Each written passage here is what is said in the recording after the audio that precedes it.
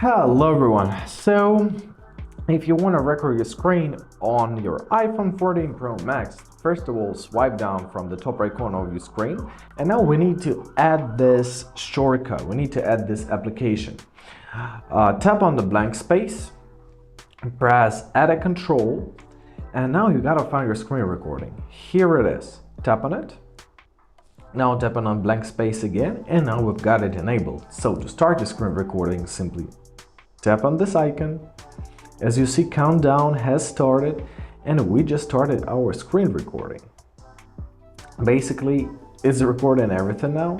If you want to stop it, tap on this red icon once again, summon this menu, tap on the shutter icon to stop it, and that's it. That's how you do your screen recording.